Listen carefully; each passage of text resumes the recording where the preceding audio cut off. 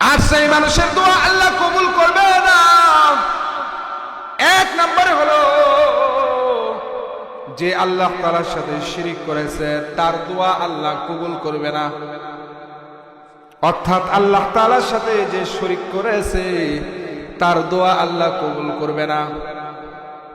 দ্বিতীয় নম্বরে আল্লাহ রাসূল সাল্লাল্লাহু আলাইহি ওয়াসাল্লামকে জিবরিল আমিন ডেকে ডেকে বলে, ওগো আল্লাহর নবী,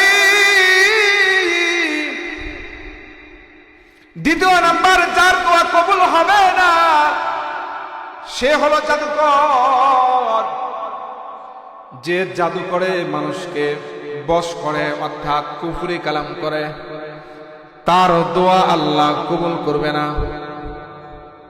এরপরে আল্লাহর রাসূলকে জিবরিল আমিন ডেকে বলে, ওগো আল্লাহর নবী, তৃতীয় নাম্বার যে ব্যক্তির দোয়া আল্লাহ কবুল করবে না ওই শ্রেণীর লোক হলো গণক, যারা তাদের দোয়া আল্লাহ কবুল করবে না, তাদের নামাজ কবুল করবে না।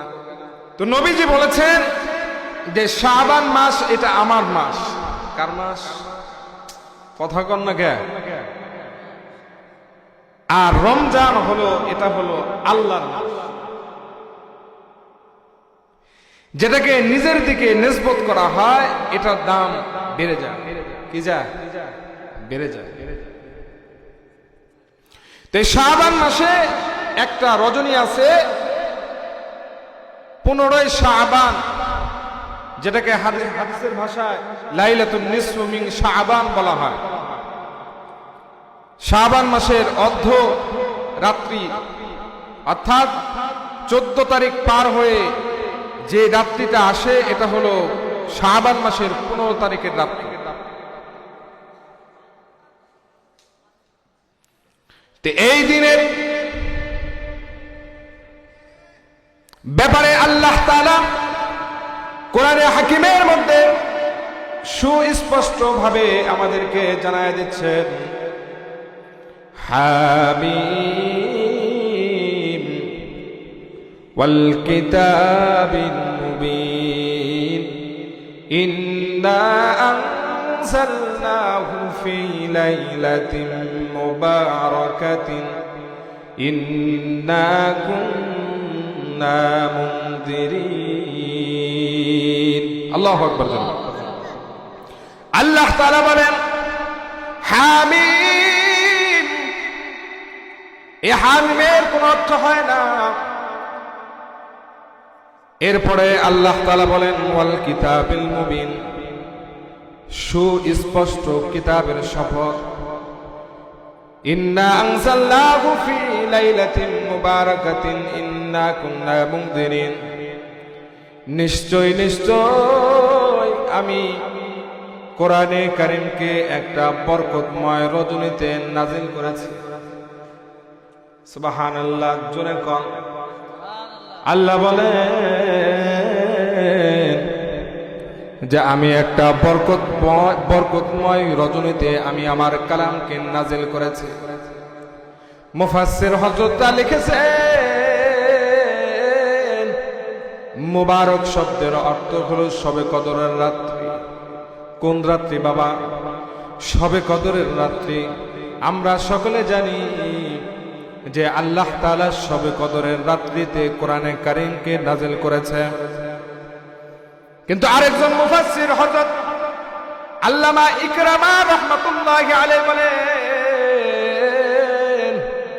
যিনি হযরত আব্দুল্লাহ ইবনে আব্বাস রাদিয়াল্লাহু তাআলা আনহুর ছাত্র ছিলেন, তিনি বলেন যে আল্লাহ তাআলা এই মোবারক শব্দের অর্থে আল্লাহ তাআলা শবে বরাত বুঝাইছে। সুবহানাল্লাহ, জোরে কও সুবহানাল্লাহ। কিভাবে শবে বরাত বুঝাইছেন? যেমন আমাদের রাষ্ট্রীয় কোষাগারে একটা বাজেট প্রমোট করা হয় যে আগামী বছর কি কি বাজেট প্রয়োগ করা হবে, কি কি বাজেট দেওয়া হবে, এটার বাজেট ঘোষণা হয় কি হয় না? জোরে কোন। তো ইলাহি আল্লাহর দরবারে একটা বাজেট হয় যে আগামী 1 বছর কতগুলি মানুষ দুনিয়াতে আসবে, কতগুলি মানুষ দুনিয়া থেকে ফিরত নিয়ে আল্লাহ তাআলা তাদের কাছ থেকে অব্যাহত দিবেন। কোন কোন জায়গায় বৃষ্টি হবে, কত জায়গায় শস্য জন্মগ্রহণ করবে, শস্য হবে, এবং কে কি খাবে এটার বাজেট আল্লাহ তাআলা বড় বড় ফেরেশতা জিবরিল আমিন সহ মিকাঈল আলাইহিস সালাতু ওয়াস সালাম, ইসরাফিল আলাইহিস সালাতু ওয়াস সালাম, আজরাইল আলাইহিস সালাতু ওয়াস সালাম সহ বড় বড় যত ফেরেশতা আছে সব ফেরেশতার হাতে আল্লাহ তাআলা অর্পণ করে থাকেন। তো যখন এই শবে বরাতের রাত্রিতে আল্লাহ তাআলা আগামী বছরের জন্য যখন কোনো বাজেট প্রয়োগ করেছিলেন, ওই সময় আল্লাহ তাআলা ওই বাজেটের মধ্যে বলেছিলেন যে আগামী রমজানের শবে কদরে আমি কোরআন নাযিল করব। সুবহানাল্লাহ। যেহেতু আল্লাহর কথাই চূড়ান্ত, যেহেতু আল্লাহর কথাই পুরা, আল্লাহ তাআলার কথাই পুরাপুরি সিদ্ধান্ত, এটা আর নড়চড় হবে না। অর্থাৎ শবে বরাতে যেহেতু আল্লাহ তাআলা বলছে যে আমি শবে কদরে আমি কোরআনে কারীম নাজিল করব, তার মানে ওই দিনই নাজিল হয়ে গেছে। অর্থাৎ শবে বরাতে এর সূচনা হয়েছে, আর শবে কদরে এটার প্রকাশ পেয়েছে। সুবহানাল্লাহ। তাহলে কোনো মুফাসসিরের কথায় কিন্তু ভুল নাই, ইনার কথাও সঠিক, ওনাদের কথাও সঠিক। তাহলে বলতেছিলাম যে আল্লাহ তাআলা আমাদেরকে এমন একটা রজনী দান করছে যেটা হলো লাইলাতুল বরাত। লাইল মানে রাত, বরাত মানে বন্টনের রাত্রি। কিসের রাত্রি? বন্টনের রাত্রি। যেই রাত্রিতে আল্লাহ তাআলা আমাদের সব কিছু বন্টন করে থাকেন। যাক আমি এক বছরে কি খাবো, কি খাবো না, কি হবে না হবে, সব আল্লাহ তাআলা আমাদের জন্য এই রাত্রকে অনেক দামি রাত্র বানায় দিয়েছেন। আল্লাহ তাআলা কুরআনে হাকিমের মধ্যে বলেন, ওয়া ইয়াখলুকু মা ইয়াশাউ ওয়া ইয়াখতার, আমি সৃষ্টি করছি, এর মর্যাদা আমি বাড়াবো। এটার এখতিয়ার শুধু তার কাছে, উনি সৃষ্টি করছেন, উনি মর্যাদা বাড়াবেন। এই জন্যই তো আল্লাহ তাআলা চতুর্থ নাম্বার স্তরকে আল্লাহ তাআলা অনেক প্রাধান্য দিয়েছেন। যেমন আল্লাহ তাআলা 104টা কিতাব নাজিল করেছে, আসমানি কিতাব নাজিল করছে। এর ভিতরে 4টা কিতাবকে আল্লাহ তাআলা অনেক সম্মানিত করেছেন, তার ভিতরে মর্যাদা দান করছে। কোরআনে কারীমকে আল্লাহ ওটাই বলেন, ওয়া ইয়াখলুকু মা ইয়াশাউ ওয়া ইয়াখতার, যে আমি সৃষ্টি করছি, আমি মর্যাদা বাড়াই, এটার ইখতিয়ার আমার কাছে। ওই যে বলতেছিলাম আল্লাহ তাআলা চতুর্থ স্তরকে আল্লাহ তাআলা অনেক পছন্দ করেন, অনেক ভালোবাসেন, আল্লাহর কাছে অনেক প্রিয়। যেমন বললাম আসমানে যত কিতাব আছে, এই কিতাবের ভিতরে আল্লাহ তাআলা কোরআনে কারীমকে আলাদা মর্যাদা দান করছে। ঠিক কিনা? কথা কন। আল্লাহ তাআলা অসংখ্য অগণিত নবী দুনিয়াতে পাঠাইছেন, কিন্তু এর ভিতরে আল্লাহ তাআলা 4 জন নবীকে অনেক দামি করে বানাইছে। এর ভিতরে হলো একজন ইব্রাহিম আলাইহিস সালাতু ওয়াস সালাম, আরেকজন হলো মুসা আলাইহিস সালাতু ওয়াস সালাম, আরেকজন হলো ঈসা আলাইহিস সালাতু ওয়াস সালাম, আরেকজন হলো আমার আপনার নবী মুহাম্মদুর রাসূলুল্লাহ সাল্লাল্লাহু আলাইহি ওয়াসাল্লামকে আল্লাহ তাআলা মনোনীত করছেন, বেশি পছন্দ করছেন। কিন্তু এর ভিতরে আমার আপনার নবী মুহাম্মদুর রাসূলুল্লাহ সাল্লাল্লাহু আলাইহি ওয়াসাল্লামকে কিন্তু বেশি মর্যাদা দান করছে। সুবহানাল্লাহ। এরপরে আল্লাহ তাআলা বড় বড় 4টা ফেরেশতা, অসংখ্য অগণিত ফেরেশতা আল্লাহ সৃষ্টি করছে, কিন্তু এর ভিতরে আল্লাহ তাআলা চারজন ফেরেশতাকে অনেক দামি করে বানাইছে। একজন হলো জিবরিল আমিন আলাইহিস সালাতু ওয়াস সালাম, আরেকজন হলো ইসরাফিল আলাইহিস সালাতু ওয়াস সালাম, আরেকজন হলো মিকাইল আলাইহিস সালাতু ওয়াস সালাম, আরেকজন হলো আজরাইল আলাইহিস সালাতু ওয়াস সালাম। কিন্তু এর ভিতরে আল্লাহ তাআলা জিবরিল আমিনকে কিন্তু আলাদাভাবে মর্যাদা দান করছে, ঠিক কিনা? তো ঠিক কিনা? এরপরে আল্লাহ তাআলা, এটা তো সাবজেক্ট শেষ, এরপরে আল্লাহ তাআলা চারজন বড় বড় সাহাবীকে আল্লাহ তাআলা বাছাই করছেন, তাদের মর্যাদা বাড়ায় দিয়েছেন, ঠিক কিনা জোরে বল। একজন হলেন হযরত আবু বকর সিদ্দিক রাদিয়াল্লাহু তাআলা আনহু, আরেকজন হলেন ওমর, আরেকজন হলেন হযরত আলী, আরেকজন হলো হযরত ওসমান ইবনে আফফান রাদিয়াল্লাহু তাআলা। ওই যে বললাম আল্লাহ তাআলা চতুর্থ স্তরকে অনেক ভালোবাসেন, অনেক আল্লাহ তাআলার কাছে অনেক প্রিয়। এমনি ভাবে আল্লাহ তাআলা কিছু দিনকে আল্লাহ তাআলা দিনের ভিতরে মর্যাদা দান করছে। যেমন আরাফার দিন আছে, যেমন 2 ঈদের দিন আছে, এরপরে জুমার দিন আছে। এর ভিতরে আল্লাহ তাআলা আরাফার দিনকে বেশি মর্যাদা দান করছে, সুবহানাল্লাহ। রাতের ভিতরেও আল্লাহ তাআলা কিছু রাত রেখেছেন, তাদের ভিতরে কিছু রাতকে আল্লাহ তাআলা অনেক মর্যাদা দান করছেন। এর ভিতরে হলো জুমার রাত আছে, এর ভিতরে হলো 2 ঈদের রাত আছে, শবে কদর, শবে বরাত আছে। কিন্তু এর ভিতরে আল্লাহ তাআলা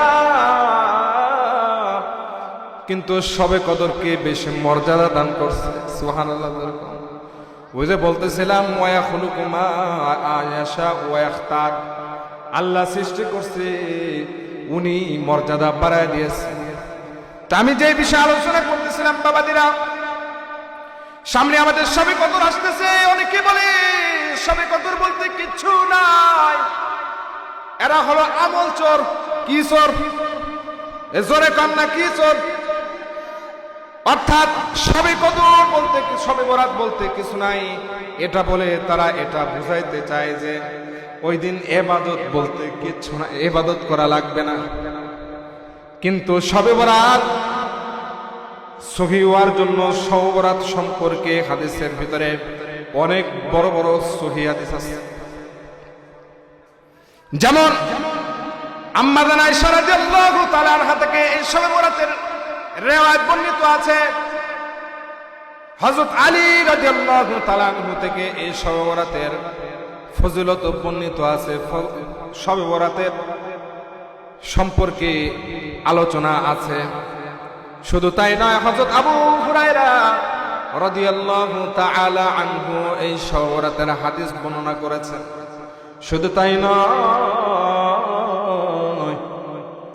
হযরত আবু মুসা আশআরী রাদিয়াল্লাহু তাআলা আনহু উনি হাদিস বর্ণনা করেছেন।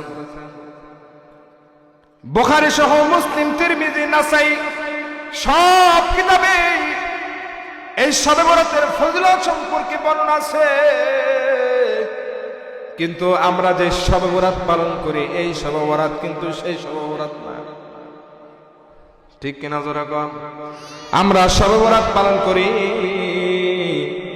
মুরব্বীরা বাড়িতে বাজার করে নিয়ে বিবির কাছে, বাড়ির ছেলের বউয়ের কাছে বাজার করে দেয়া, বলে রান্না করো। তারা সারাদিন রান্না করতে করতে অস্থির, মাগরিব পরে তাদের শরীর আর চলে না, এক ঘুমে দেখা যায় তাদের ফজর পার হয়ে যায়, ঠিক কিনা জোরে কন? কিছু লোকের শবে বরাত পালন হলো, কিছু বাচ্চাদের শবে বরাত পালন হলো, তারা আতশবাজি করে, তারা আনন্দ ফুর্তি করে। আবার কিছু লোকের শবে বরাত পালন হইল মসজিদের ভিতরে এশার নামাজের পরে ইমাম সাহেবকে দিয়া 2 ঘন্টা আলোচনা করে এরপরে একটা খিচুড়ির পোটলা নিয়ে বাড়ি যায়, ঠিক কিনা? বিবি যদি বলে, ও স্বামী আপনি কোথায় থেকে আসলেন? বিবি ডাক যখন এই কথা বলছে, স্বামী বলে আমি শবে বরাত পালন করে আসলাম। শবে বরাত কি পালন করার জিনিস না আমল করার জিনিস? এক কথা কন না। শবে বরাত কি পালন করার জিনিস নাকি আমল করার জিনিস? আল্লাহ রাসূল বলছে এই শবে বরাতের রজনীতে আল্লাহ তাআলা অসংখ্য অগণিত হাজার হাজার মানুষকে মাফ করে দেয়। মদিনার ভিতরে বনি কালো বনি নজির নামে একটা গোত্র আছে, যারা হাজার হাজার বকরি পালন করে। আল্লাহ রাসূল ডেকে ডেকে বলে, এ সাহাবীরা, কেউ যদি এই শবে বরাতের রাত্রিতে আমল করতে পারে, আল্লাহ তাআলার কাছে বলতে পারে, তাহলে বনি কালব গোত্রের যত বকরি ছাগল আছে, বনু নাজির তাদের গোত্রে যতগুলা বকরি ছাগল আছে, এই ছাগলের যত পশম আছে রে, এই পশম পরিমাণ মানুষকে আল্লাহ তাআলা জাহান্নাম থেকে মুক্তি দান করে। সুবহানাল্লাহ। এই দিনে এই রাত্রিতে আল্লাহ তাআলা অসংখ্য অগণিত মানুষকে, ওই যে বললাম আপনাকে যদি বলা হয় ভাই আপনি একটা বকরির পশম গুনে দেন, আপনার কি জীবনের সাধ্য আছে নাকি গুনে দিতে পারবেন? কথা কন না। কিন্তু হাদিস শরীফের মধ্যে আসছে বনু কালবের তাদের কমপক্ষে 20,000 ছাগল পালতো। যারা পালতো তারা 20,000 ছাগল পালতো। কয়েক হাজার? এটা সংখ্যা বোঝানোর জন্য বলা হয়েছে যে কেউ যদি এই দিনে আমল করতে পারো রে, তাহলে আল্লাহ তাআলা তো এই দিনে অসংখ্য অগণিত কোটি কোটি মানুষকে জাহান্নাম থেকে মুক্তি দান করবে। তাহলে এই দিন হলো আমলের দিন। এই দিন বেশি বেশি আমাদেরকে আমল করতে হবে। কি করতে হবে? জোরে বলেন। আমল করতে হবে। হযরত আবু হুরায়রা রাদিয়াল্লাহু তাআলা আনহু থেকে বর্ণিত, তিনি বলেন আল্লাহ রাসূলের কাছে জিবরিল আমিন এসে আল্লাহ রাসূলকে এই শাবান মাসের 15 তারিখের রাতে জিবরিল আমিন এসে আল্লাহ রাসূলকে বলে, ওগো আল্লাহর নবী, আজকে জানেননি কোন রজনী? আজকে হলো শাবান মাসের 15 তারিখের রাত্রি, যে রাত্রিতে আল্লাহ তাআলা অসংখ্য অগণিত মানুষকে জাহান্নামীদেরকে আল্লাহ তাআলা মুক্তি দান করবেন। সুবহানাল্লাহ। সুবহানাল্লাহ জোরে কোন সুবহানাল্লাহ।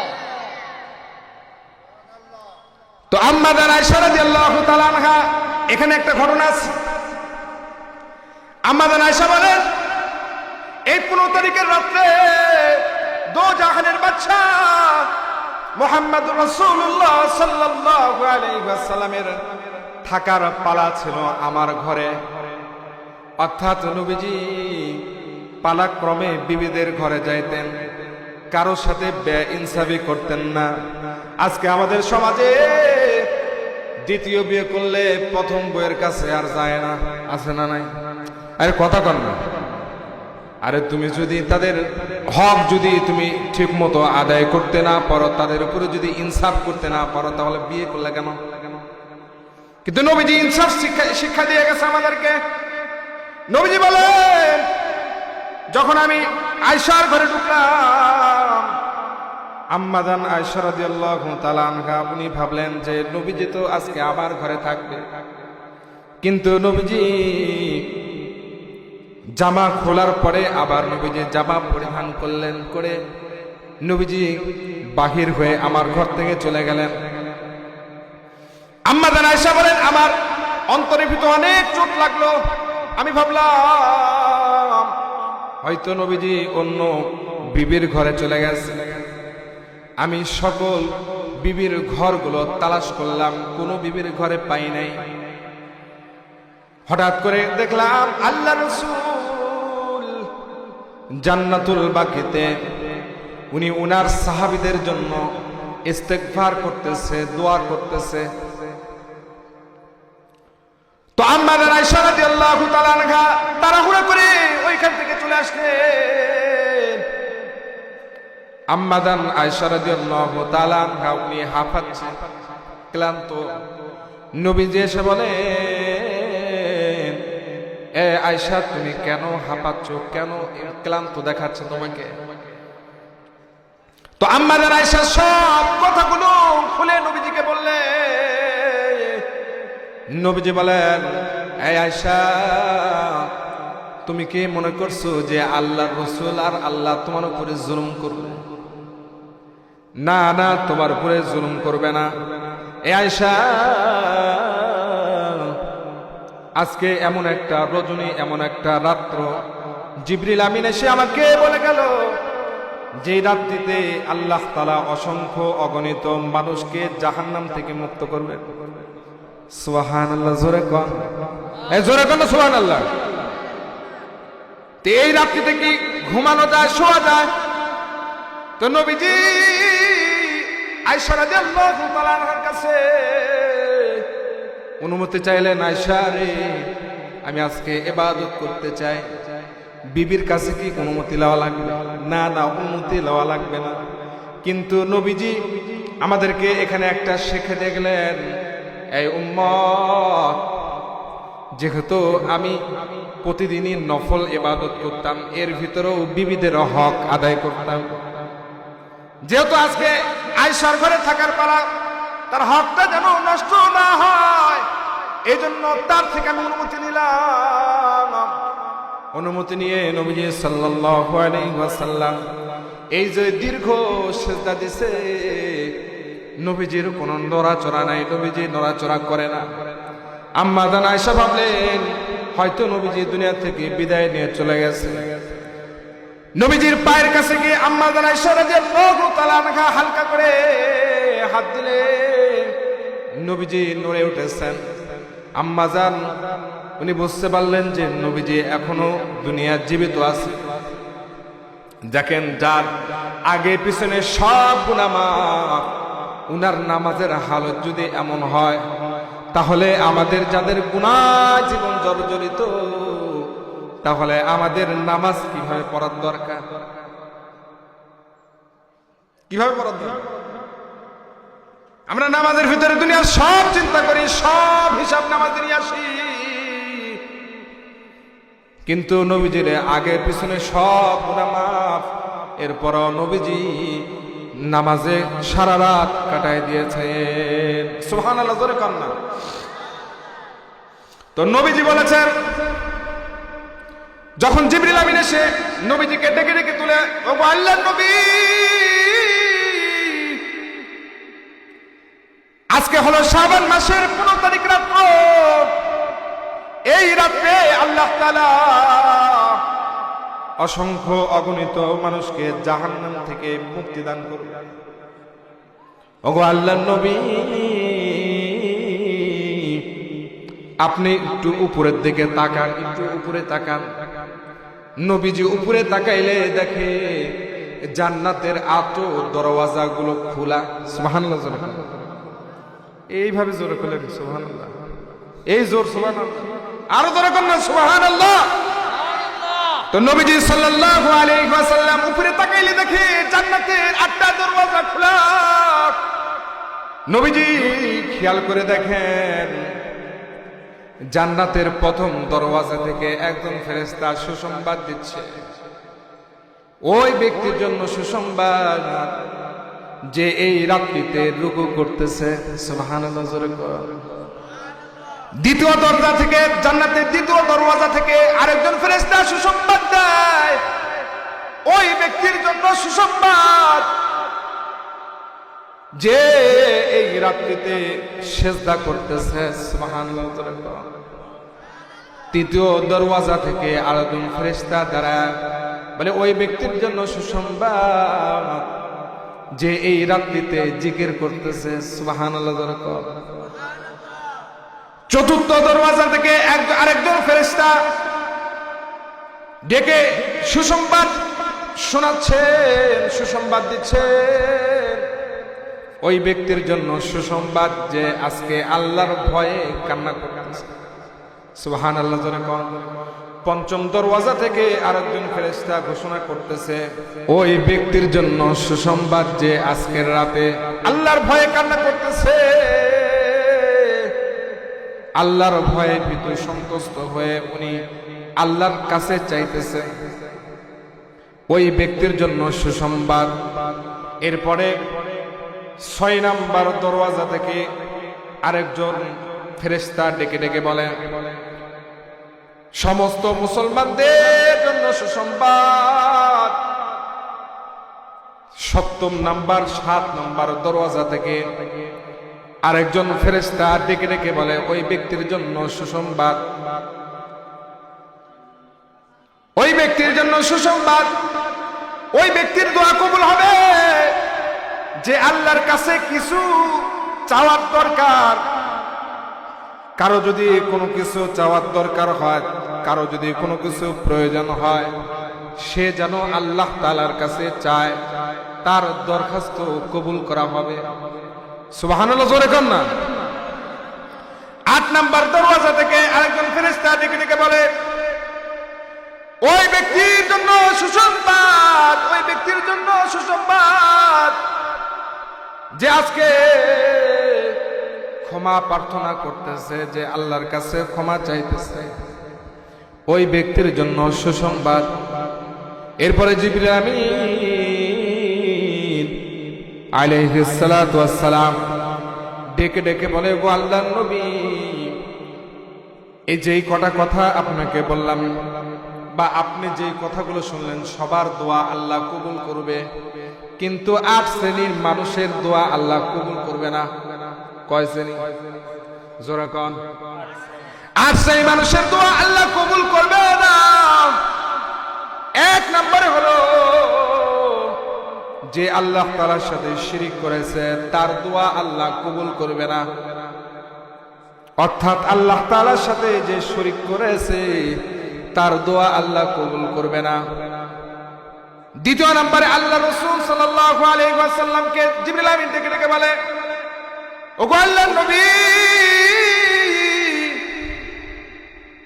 2 নম্বর যার দোয়া কবুল হবে না, সে হলো জাদুকর। যে জাদু করে মানুষকে বশ করে, অর্থাৎ কুফরি কালাম করে, তার দোয়া আল্লাহ কবুল করবে না। এরপরে আল্লাহর রাসূলকে জিবরিল আমিন ডেকে বলে, ওগো আল্লাহর নবী, 3 নম্বর যে ব্যক্তির দোয়া আল্লাহ কবুল করবে না, ওই শ্রেণীর লোক হলো গণক, যারা তাদের দোয়া আল্লাহ কবুল করবে না, তাদের নামাজ কবুল করবে না। আমাদের দেশে গণক আছে না নাই? জোরে ভাই, তোমার এই হবে সেই হবে অনেক গণনা করে, কিন্তু সে খায় ভিক্ষা করে। মানুষের ভাগ্য দেখলা, কিন্তু নিজের ভাগ্যে কি আছে এটা দেখলা না। কিন্তু যারা চালাক মানুষ, তুমি বলে গণনা করো, তুমি বলে গণক, বলো তো 2 মিনিট পরে কি হবে? বা জানি না, 2 মিনিট পরে যে আমি তোমাকে কেলাবো, তোমাকে পিটাবো, এটাকে তুমি জানতা না? যারা গণক, তারাও আল্লাহ তাআলার সাথে কুফরি করে, কারণ গণক গায়েবের খবর একমাত্র কার কাছে? আলিমুল গায়বি ওয়াশ শাহাদাতি হুয়ার রহমানুর রহিম। এটা হলো 3 নাম্বার। 4 নম্বরে আল্লাহ রাসূল বলেন, যারা মদ পান করবে, তাদের দোয়া আল্লাহ কবুল করবে না। আমাদের সমাজে মদখোর আছে না নাই? এমন লোক আছে যে মদ খেয়ে সে বিবিকে মা বলে ডাকে, আছে না নাই? মদ খেয়ে এমন মাতাল হয়েছে, বিবিকে সে ডাকতেছে, ও মা, ও মা, দরজা খোল। দরজা খোলার পরে মা ভাত দেয়, আছে না? তো আল্লাহ রাসূল বলেন, সব শ্রেণীর মানুষকে মাফ করা হবে, কিন্তু কিছু শ্রেণীর মানুষকে, 8 শ্রেণীর মানুষকে মাফ করা হবে না। সবাইকে মাফ করা হবে, কিন্তু আসছে নিবেদিত কয়জন? এর ভিতরে চতুর্থ নাম্বার হলো মদখোর, পঞ্চম নাম্বার হলো যারা সুদ খায় তাদের দোয়া আল্লাহ কবুল করবে না। আমাদের দেশে সুদখোর আছে না নাই? টিপুল হাজি অর্থাৎ 14 বার হজ করছে, ব্যাংকের ভিতরে 10 লক্ষ টাকা রেখে দিছে, আর মসজিদের কোনারে বসে সুবহানাল্লাহ সুবহানাল্লাহ জিকির করে। লোকেরা বলে, হাজি সাহেব আপনার কি কাজ কাম নাই? কাজ কি আপনি করেন না? তাহলে চলেন কিভাবে? বলে ব্যাংকে কিছু টাকা আছে, ওইখান থেকে কিছু লাভ আসে, এটা তুলি আর খাই। আরে বেটা, ওই হাজি সাহেবকে জুতা দিয়ে বানানোর দরকার, ঠিক কিনা? বেটা সুদ খাও আর মালিককে মসজিদের কোনায় বসে ডাকো, জিন্দেগিতেও তোমার দোয়া কবুল হবে না, জিন্দেগিতে তোমার ইবাদত কবুল হবে না। এটা কে বলেছেন? আল্লাহ তাআলা জিবরিল আমিনের মাধ্যমে নবীজিকে জানায় দেন, ওগো নবীজি,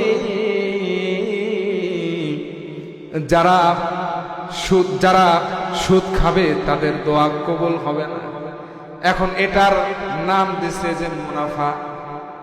আমি তো তার উপকার করলাম, তার থেকে কি মুনাফা নিচ্ছি? আমি কি ক্ষতি করলাম? আমি তো লাভই করলাম। সুদের কোনো লস আছে নাকি? আছে? কথা কন না, লসের ভাগে তো লওয়া লাগবে, তাহলে না এটা হালাল হবে, ঠিক কিনা? আহাল্লাল্লাহুল বাইআ ওয়া হাররামার রিবা। আল্লাহ তাআলা সুদকে হারাম করেছেন, ব্যবসাকে হালাল করেছেন। ব্যবসা।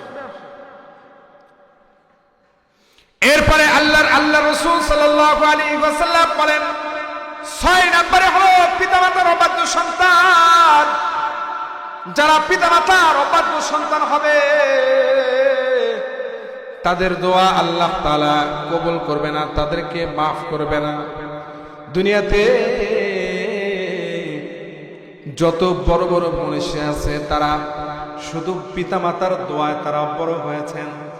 আমরা যে কিতাব নিয়ে লাফালাফি করি, বুখারী শরীফ নিয়ে যে আমরা লাফালাফি করি, যে বুখারী শরীফের হাদিস, তাহলে যেই ক্যাটাগরির লোক হোক সে আর কথা বলে না, ঠিক কিনা? ধরে। কিন্তু এই ইমাম বুখারীর জন্মসূত্রে ছিল অন্ধ। কি ছিল? ইমাম বুখারী যখন পেটে ছিলেন, ওই সময় ইমাম বুখারীর পিতা, উনার আব্বা দুনিয়া থেকে বিদায় নিয়ে যখন চলে গিয়েছিলেন, তো ইমাম বুখারীর পিতার একটা আশা ছিল যে আমার সন্তান যদি দুনিয়াতে আসে, বড় হওয়ার পরে আমার সন্তানকে আলেম বানাবো। বিবিকে বলে গেছিলেন, বিবি আমার সন্তান যদি বড় হয় আমার সন্তানকে আলেম বানাবা। কিন্তু ইমাম বুখারী যখন জন্মগ্রহণ করেছে, জন্মসূত্রে ইমাম বুখারী অন্ধ, চোখে দেখে না। ইমাম বুখারী রাহমাতুল্লাহি আলাইহির মা আল্লাহ তাআলার কাছে তাহাজ্জুদের নামাজ পড়া আল্লাহ তাআলাকে দোয়া, আল্লাহ তাআলার কাছে চাচ্ছেন, বলতেছেন, ওগো আল্লাহ, আমার সন্তান পিতাহারা একটা সন্তান, তার পিতা নাই। ওগো আল্লাহ, আমি মা হয়ে দোয়া করতেছি, আমার সন্তানকে আমি একজন যুগ শ্রেষ্ঠ আলেম বানাবো গো আল্লাহ। ওগো মাওলা, আপনি যতক্ষণ পর্যন্ত আমার সন্তানের চক্ষু ভালো না করবেন ততক্ষণ পর্যন্ত আমি কিন্তু হাত নামাবো না। সুবহানাল্লাহ। ইতিহাস সাক্ষী দেয়, কিতাব প্রমাণ করে, একদিক দিয়া ইমাম বুখারীর মা দোয়া শেষ করছে, আরেক দিক দিয়া আল্লাহ তাআলা ইমাম বুখারীর চোখকে ভালো করে দিয়েছে। যে চোখ দিয়া ইমাম বুখারী চাঁদের আলোয় বসে একটা কিতাব লিখছে, সেই কিতাবটার নাম হলো সহিহুল বুখারী। আমরা বয়স হলে আমাদের চশমা লাগে, কিন্তু ইমাম বুখারীর চন্দ্রের আলো বসে একটা বুখারী শরীফ লিখছে, এটা কিন্তু জন্মসূত্রে চোখ নয়, এটা আল্লাহ তাআলা মার দোয়ায় আল্লাহ তাআলা ইমাম বুখারীকে এই চোখ দান করেছিলেন। সুবহানাল্লাহ। আমি বলতেছিলাম যে পিতা মাতা এত কষ্ট করে সন্তানকে দুনিয়াতে নিয়ে আসলো, শুধু বিবিকে পায়া, সুন্দর বিবি পাইছে, সুন্দর একটা রমণী পাইছে, যে মা 10 মাস গর্ভে রাখছে, সন্তানের যেন কষ্ট না হয়, মা অস্থির হয়ে গেছে। সন্তান যদি পেটের মধ্যে না লড়ে উঠছে, মা পেরেশান হয়ে গেছে, হায় হায় আমার সন্তানের কি হইল, পেটের ভিতরে কেন নড়তেছে না, মায়ের খাওয়া ঘুম নষ্ট হয়ে গেছে, বাবা পেরেশান হয়ে গেছে, আমার সন্তান পেটের ভিতরে কি হলো। কিন্তু সন্তান বড় হওয়ার পরে পিতামাতার কথা শুনে না। আল্লাহ রাসূল বলে, এরকম নাফরমান যারা দুনিয়াতে আছে, যারা পিতামাতার কথা শুনে না, পিতামাতার অবাধ্য, আল্লাহ তাআলা তাদেরকে মাফ করবে না, তাদের দোয়াও আল্লাহ তাআলা কবুল করবে না, তাদের নামাজও আল্লাহ কবুল করবে না। নাউযুবিল্লাহ। এরপরে আল্লাহ রাসূল বলেন, 7 নম্বরে আল্লাহ তাআলা বলেছেন, আল্লাহ রাসূল বলেছেন, যারা আত্মীয়তা ছিন্নকারী তাদের দোয়া আল্লাহ কবুল করবে না। কি কারি? জোরে কন্যা। আত্মীয়তা ছিন্নকারী অনেক মানুষ আছে, ভাইয়ের হক নষ্ট করছে, বোনের হক নষ্ট করে, আর বোনের সাথে সম্পর্ক রাখে না, কথাও বলে না, ভাইয়ের হক মেরে খাইছে, ভাইয়ের জমি আত্মসাৎ করছে বাবার সাথে থাইকা, বোনের সম্পদ আত্মসাৎ করছে, বোনকে বলছে, ও বোন, তোর ছেলে মেয়ে আসলে তো আমাদের বাড়িতে খাবে, তোর জমি নেওয়ার দরকার নাই। এই কথা বলে তাদের জমিগুলো আত্মসাৎ করছে। নবীজি বলে, যারা আত্মীয়তার এই সম্পর্ক নষ্ট করেছে, আত্মীয়তার সম্পর্ক ছিন্ন করেছে, আল্লাহ তাআলা এদের দোয়া কবুল করবে না, আল্লাহ তাআলা এদের নামাজও কবুল করবে না। বলে নাউযুবিল্লাহ। এরপরে সময় কম বাবাজিরা, এদিকে ফলো করেন। সম্মানিত হাজিরিন, 8 নম্বরে আল্লাহ রাসূল বলেন, বেবিচারী নারী, হিংসু যারা, তাদের দোয়া আল্লাহ কবুল করবে না।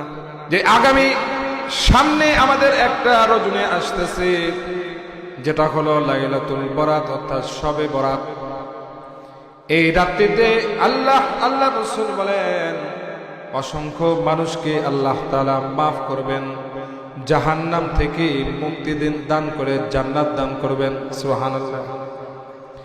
আল্লাহ রাসূল থেকে এই রাত্রিতে 3টা আমল পাওয়া যায়। কয়টা আমল?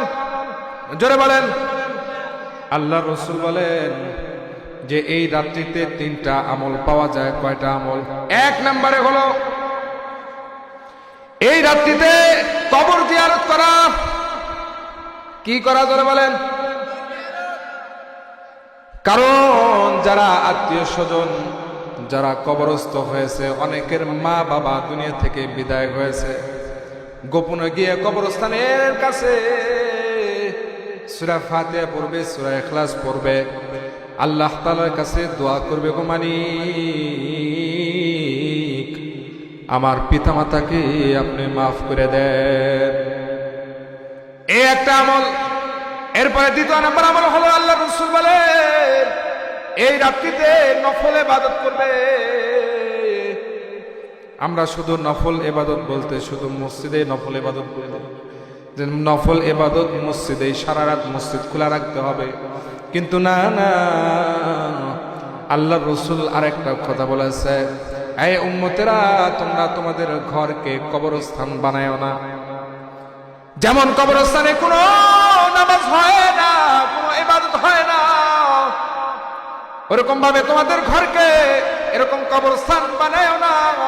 নফল ইবাদতগুলা তোমরা ঘরে আদায় করবা, নফল তেলাওয়াত তোমরা করবা ঘরের ভিতরে, তোমরা তেলাওয়াত করবা, জিকির করবা ঘরের ভিতরে, নফল নামাজগুলো ঘরের ভিতরে আদায় করবা, সুন্নতগুলো ঘরের ভিতরে আদায় করবা। এরপরে আল্লাহ রাসূল সাল্লাল্লাহু আলাইহি ওয়াসাল্লাম বলেন, তৃতীয় আমল পরের দিন রোজা রাখা, কি রাখা? রাখবো তো ইনশাআল্লাহ। অনেক ফজিলতপূর্ণ আমল।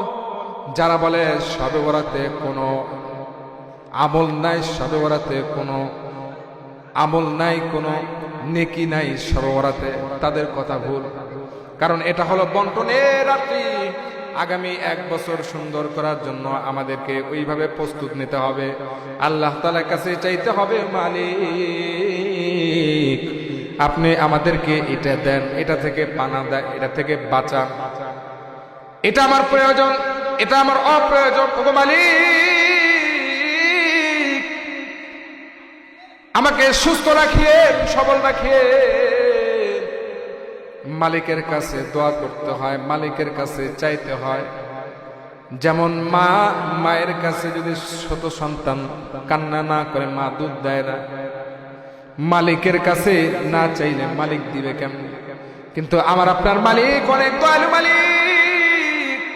দুনিয়ার মানুষের কাছে চাইলে দুনিয়ার মানুষ নারাজ হয়।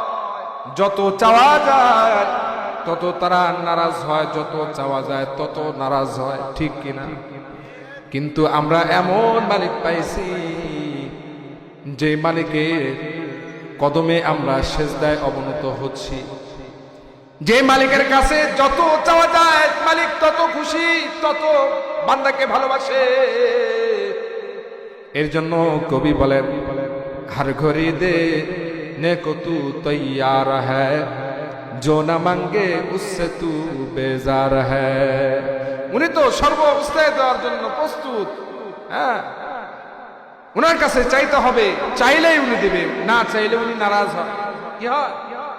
না চাইলে উনি নারাজ হয়। উনি তো সর্ব অবস্থায় দেওয়ার জন্য প্রস্তুত। কিন্তু আমরা জায়গায় যা চাইতে পারি না। নবীজির স্যান্ডেলের ফিতা ছিঁড়ে গেল, নবীজি কিন্তু আল্লাহর কাছেই চাইতেন, আল্লাহ দেন। এরপরে দুনিয়াতে যেই ব্যবস্থা করার দরকার সেটা করতে।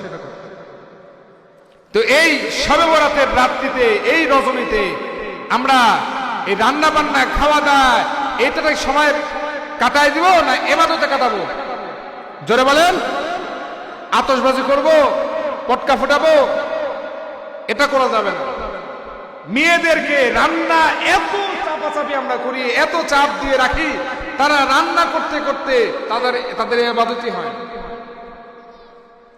কিন্তু না, মুসলমানদের খাওয়ারও একটা দিন আছে, মুহররম মাসের 10 তারিখ। এই দিনে কেউ যদি ভালো মন্দ খায়, আল্লাহ তাআলা সারা বছর ভালো খানা খাওয়ার ব্যবস্থা করে। সুবহানাল্লাহ।